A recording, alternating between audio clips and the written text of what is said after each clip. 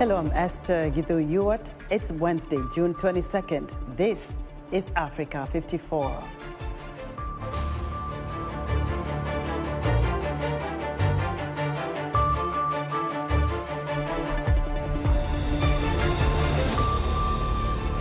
Rwanda hosts the Commonwealth Summit as member states struggle to carve out a strong identity while facing criticism for not doing enough to look after the economic interests of its poorer members. Uganda, which hosts over 1.5 million refugees and asylum seekers, is being hailed by the United Nations as having one of the best policies towards refugees. And in Kenya and across Africa, computer and coding skills lead to some of the fastest growing and highest paying jobs on the continent. All this and more on today's Africa 54.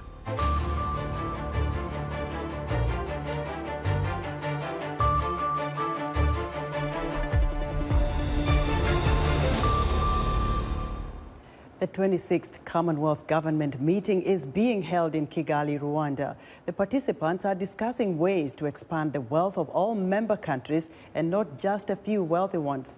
The Commonwealth has 45 member countries, including many under the poverty line. Eugene Uwimana reports from Kigali. The Commonwealth Business Forum brought together government officials, investors, bankers, venture capitalists, and business executives. The discussion centered on issues that impede reaching a common future. Some of the participants challenged the relevance of the Commonwealth if the economies of small and poor member countries fail to grow. The size of the economy of the Commonwealth will grow, it's about $13 trillion. Now, but the issue is, it's concentrated though. 5 countries are the ones that actually control most of those.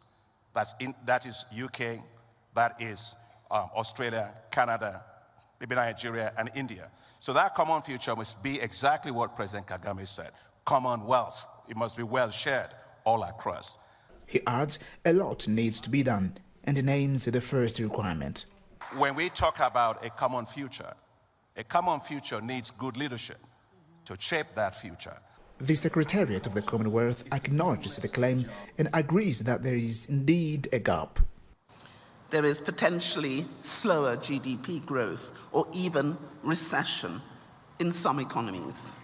Persistent supply chain disruptions, rising inflation, interest rates, and debt. But she says they are working hard to bridge the gap. I outlined my vision to put the wealth back into Commonwealth and to put the common back into wealth, so that we all could share in a future filled with prosperity. Rwandan President Paul Kagame says it shouldn't be difficult to uplift all members of the Commonwealth since, among other things, they share a common language. He says they may be going in the right direction, but not at the right speed. The pace at which things move needs to be increased. And so that we give more value to the Commonwealth and the feelings of the people of the Commonwealth. We seem to very well understand what we need to do. We must do it. And so that some of the things we are saying don't remain just as slogans. The Commonwealth, an organization of English-speaking countries, is home to 1/3 of the world's people. Its secretariat estimates that investment flows between member countries is on an average of 27% and have tripled since 2015. The combined GDP of the Commonwealth member countries is around $13 trillion and it is expected to grow to $19 trillion in 2027. Participants of this year's Commonwealth Heads of Government meeting, however, said if a focus is not put on supporting poor member countries, the organization may just become a monument. Eugene Uwimana for VOA News, Kigali, Rwanda. Uganda is hosting over 1.5 million refugees and asylum seekers, mainly from South Sudan, the Democratic Republic of Congo, Somalia, and Burundi. Uganda is being hailed by the UN as having one of the best policies towards refugees, which allows them to live in either settlement camps or in urban areas. Voice of America spoke to several refugees in Kampala. Yaqub Muhammad is from Sudan. Refugee Days is a very important day. This reminds us with a different crisis happen to the people that vulnerable and they flee their areas and they go about, like Sudanese come from Darfur because they did not find a protection at their place, or they just go away seeking for a safe and security and a better life. So this day is very important for all the world to remind that those problems should be followed and should be solved. So the Refugee Day is very important for all the human. My name is Khadr Abdulkarim. I'm from Somalia. I'm a refugee. I'm living in Uganda, the capital city of in Uganda, Kampala. So I'm very happy to live in here, and I'm very happy to be one of the refugees who can live in here. This country is very good. They respect the refugee. They respecting refugee. The refugee get everything in here about peace, good life, and everything. So even Somali people and all refugee people, they are loving to live in Uganda because it's free. It's free. You can move around as free. You can get respect. You can get everything. So I am very happy to be one of the refugees who's living in Uganda. My name is Jacob Mangwen. I'm South Sudanese by nationality. I live here in Uganda as a refugee. So according to me, this day is very important because this day is where all the homeless and displaced people around the world are being helped. And since our country was sponsored by Uganda to accept its refugees, we have been here for long and we are real okay. They are taking good care of us. So it's an important day for everyone. It's helping us around the world. So I'm very happy for this day. Refugees in Kampala sharing their experiences with VOA. Belgian authorities have returned a tooth of the murdered Congolese independence hero Patrice Lumumba to his children. The gold-capped tooth arrived Wednesday in the DRC. Jean-Jacques Lumumba, the grandson of Patrice Lumumba, spoke to VOA's Yahez Wahib, host of Africa News Tonight, about the planned ceremony of Lumumba's remains. You know, I prefer to talk about the Patrice Lumumba's body remains, his mortal remains, but not the tooth, because it brings back to me his heinous and horrible act. You know, I feel a lot of emotions, and I thought of his two companions, Maurice Mpolo and Victor Okito, his wife, Pauline Opango, and his son, Patrice Lumumba. Both died in 2014. Lumumba family, who suffered exile, repression in name of their brother, would have all wanted to see this day filled with emotions. But it's tough for the Congolese people, for whom the death of Lumumba and his comrade Mpolo and Okito represent the beginning of the cycle of impunity, of the dawn of our succession to independence until today. What do you think? What is the significance of returning the remains? Is Belgium trying to put behind one of the most brutal and shameful episodes in the country's bloody exploitation of Central Africa? You know, this event is only the beginning of the clarification of this process. The apologies of the King Philip and the Prime Minister De Croo, whom we salute, cannot replace the role of justice today. The greatest weakness in our story remains impunity.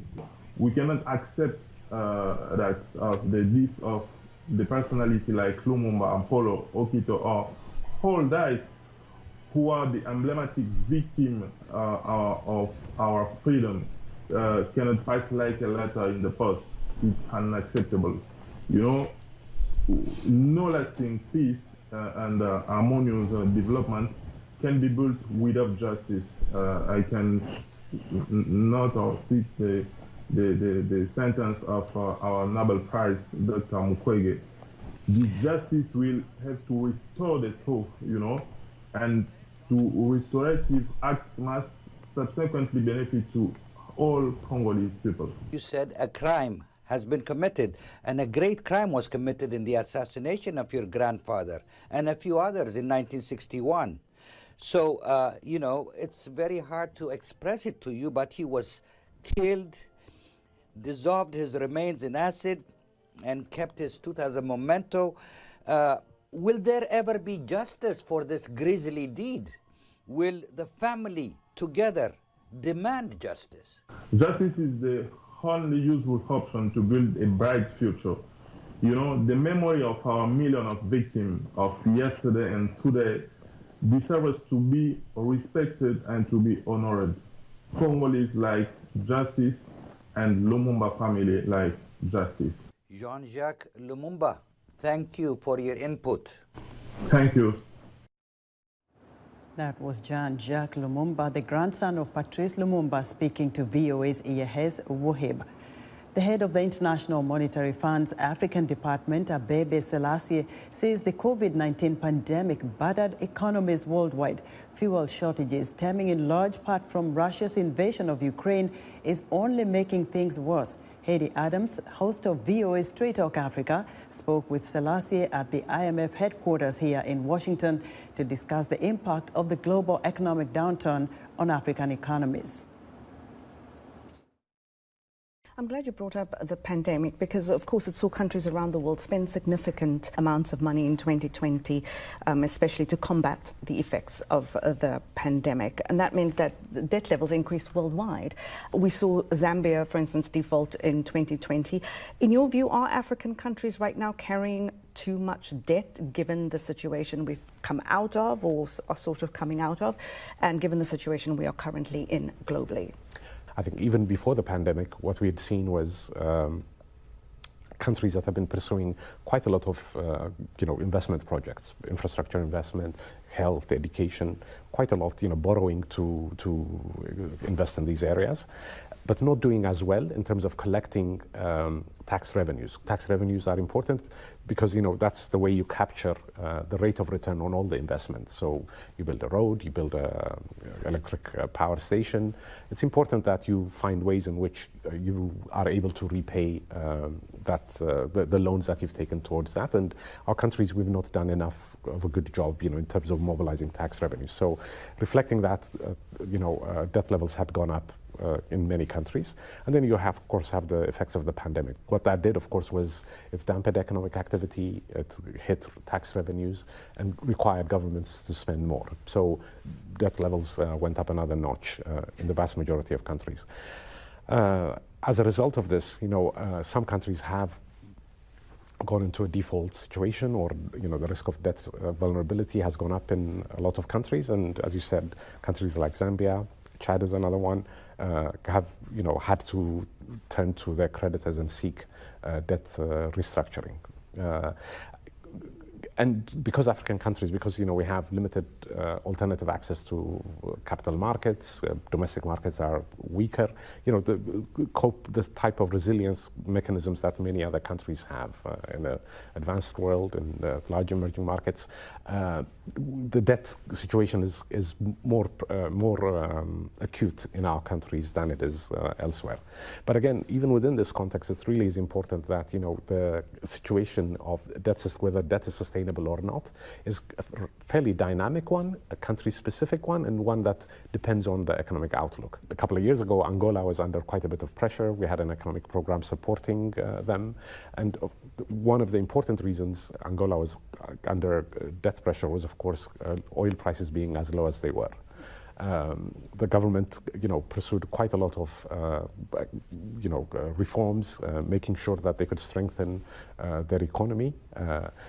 And now with the recovery in oil prices, the debt situation in Angola has changed quite a bit. So, 2-3 years ago, I would have said Angola is one of the countries that I'm most worried about. Now the outlook has changed. So in aggregate, debt levels are high, and there's quite a lot of work that needs to be done in our countries to reduce macroeconomic balances, address debt vulnerabilities, and in some cases restructure debt. But it's a fluid and dynamic situation, and one that you have to look at in a country-specific basis. Be sure to catch Heidi's full interview with Abebe Selassie on Straight Talk Africa, airing in less than 2 hours. Many Sudanese citizens are grappling with utility cuts amid a political stalemate following a military coup and the withdrawal of billions of dollars in international aid. Flora Bradley-Watson has the details. In Omdurman, across the White Nile from Sudan's capital, Khartoum, the local water supply has been dry for weeks. To wash and drink, people have to buy from private tankers, one cost of a political stalemate since the military coup in October. In the Al-Shigla neighbourhood, resident Abdallah Al-Saeed says the lack of water is a big problem. In terms of health, we cannot clean properly, wash clothes or clean bathrooms, so health problems happen. This is along with the financial problems because we are obliged to buy water even for drinking. It's not just residents struggling with their finances. In response to the military takeover, the international community turned off the tap on billions of dollars in funding, just as war in Ukraine pushed the cost of key imports higher. Finance Minister Jibril Ibrahim. During 2022 and 2023, we were expecting nearly $4 billion from the World Bank, including $500 million for irrigation and drinking water, and $780 million for electricity. Ibrahim said the government has refrained from printing money to finance the deficit, and that state revenue rose by 2/3 over the past 6 months. But inflation means spending has grown even faster. The monthly bill for public sector salaries alone stands at $394 million, up from $118 million at the start of the year. That's on top, Ibrahim said, of rising costs for fuel, wheat and other imports. There is some relief on the horizon after the United Arab Emirates agreed to build a new Red Sea port in Sudan as part of a $6 billion investment package. The deal, according to one of the partners, will include a free trade zone, a large agricultural project, and perhaps crucially, an imminent $300 million deposit to Sudan's central bank. But in the meantime, citizens continue to struggle with crumbling services. In Khartoum, uncollected rubbish litters the streets. Major intersections are often jammed as traffic lights lose power in an economy that appears to be grinding to a halt. Flora Bradley-Watson of Reuters filed that report. In our Africa News Roundup, dozens of Malians demonstrated Tuesday in Bankas to demand state protection after suspected jihadists massacred at least 132 civilians and possibly many more in neighboring villages. Malawian President Lazarus Chakwera strips Vice President Saulos Chilima of several responsibilities due to corruption allegations. And Nigerian military rescues 2 Chibok girls abducted from their secondary school 8 years ago. Digital marketing agency CEO Tiwalola Olanubi says the Nigerian government is trying to control the digital space with draft regulations that would require social media platforms such as TikTok, Facebook and Twitter to open offices in the country. David Doyle has the details. Digital marketing agency CEO Tiwalola Olanubi has concerns. Draft regulations in Nigeria will require social media platforms to open offices in the country and appoint contact persons with the government. Olanubi, who founded Lagos-based Dots Media House, says he doesn't think government intervention will stop at the new code of practice. What they're trying to do really is to control the digital space. And as soon as you do that, you restrict the growth of the economy generally. A spokesperson for the country's Information Technology Development Agency said the code of practice was developed with input from Twitter, Facebook, WhatsApp, Instagram, Google and TikTok, among others. Such platforms are popular in Africa's most populous nation. In 2020, the End SARS hashtag trended on Twitter for weeks and gained worldwide recognition as Nigerians protested police abuse. In July 2021, the Nigerian government suspended Twitter after it removed a post from President Muhammadu Buhari, threatening to punish regional secessionists. Olanubi says what the government can't control, they ban or restrict. But he also sees some positives. For example, I think that the social platforms also being present in Nigeria or being present in the country gives individuals and agencies also better option of being able to collaborate with them. The National Information Technology Development Agency says platforms would be required to provide users or authorized government agencies with relevant information, including for preserving security and public order. They would also have to file annual reports, including the number of registered users in Nigeria and complaints received, as well as the content taken down due to misinformation and disinformation. David Doe of Reuters filed that report. It's time for our tech segment, and joining us now is our technology reporter, Paul Ndiho. Hello, Paul. Hello, Esther. In Kenya and across Africa, computer and coding skills are some of the fastest growing and high-paying jobs. Female coders in Mombasa, fascinated with the intricacies of computer coding, want to inspire other young women to consider careers in this field. For more insight, I spoke with Ruth Kaveke, CEO and co-founder of Pakwani Techno Girls. She is currently pursuing her master's in technology, innovation management, and entrepreneurship at Rochester Institute of Technology in New York. Welcome to Africa 54. Thank you, Paul. You have been at the forefront of trying to change and empower young girls in Mombasa, in Kenya. You run a technology company that empowers young women. Bring me up to speed. What is it that you've been up to lately? Currently at Pony Techno Girls, we've been running 2 programs concurrently. One is the Kodak virtual training that train girls and young women across low-income communities in Kenya. That is Nakuru, Nairobi, Mombasa, Lamu, and Kilifi. So we train them on digital marketing, mobile development, and also website development. These skills are being equipped to them so that they're able to have the confidence and prepare well for the future of work, which is in technology. So the program started in 2020 when the pandemic started, and we could not move or do physical training. And we felt this is an opportunity we could be able to impact more young women and girls across the country. So we were able to do that. We aimed to train 150, but we received over 20,000 applications during that time. So upon receiving that, we realized, okay, there's a huge gap that many girls want to be trained. In 2021, we sought for funding to do the same for the 6 counties. Also in the year 2022 as well, we got funding to do it for a few girls, but we're also hoping to get more funds to support more other young women. How many girls have you been able to inspire and maybe have a profound impact on their lives? We've trained over 6,000 young women across Kenya through various programs that we've been running since we started. What's your most popular program?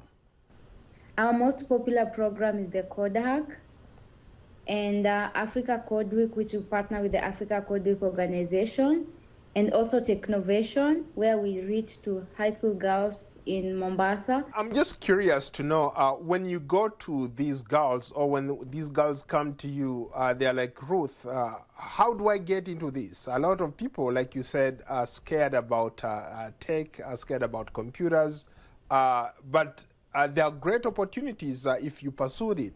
So what some of these girls telling you when they come to you and they're looking for opportunities? They really want to create something with technology. They're seeing like technology is the future. Everyone is using technology. Everything is getting into tech. So they really want to gain these skills and be positioned in a way that they'll be able to use these skills to generate revenue, and also just being part of technology and also empowering other young women to be part of technology as well. People always ask me, especially when I run into parents of young children, young boys, young girls, they're asking me, okay, they're like, you cover a technology segment, but what does it take for my son, for my daughter to join a coding club? What does it take? Do you have to have special skills, or can anybody do it?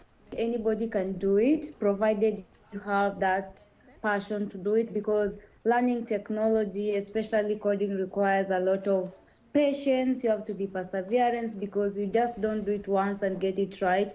You have to constantly do it and also constantly keep practicing. You encounter a lot of errors and a lot of challenges, which at some point they could be very minor. That means you have to be very keen. So provided someone has an interest, they'll be able to learn it. How important is technology from your vantage point? Technology makes life easier and also provides an opportunity for a global connection. And the important part is making the lives of people better, solving problems, and through providing solutions that can make the life of people better. And this is, we also see it in our program, especially Kodak, because we always challenge these young women. Look around your community, see any problem that you can solve using technology. Wow, they always come up with so many solutions, maybe about education, violence, about poverty, about zero hunger, education. How are they able to utilize their skills to create good for the community, turning the problems that we have into technology and making the lives of everyone and the society become better every day. I could not agree more that technology is the future, especially for young women, and I encourage all the young women out there to do the same. On that note, Ruth, thank you so much for your time. Thank you. It was nice to connect with you again. That's today's Tech Report. Back to you, Esther. Paul, thanks. Join Paul Ndiho every Wednesday for his Africa 54 Technology Report. And that's our show for today. Be sure to watch Africa 54 on our website at voaafrica.com. From all of us here in Washington, thanks for watching.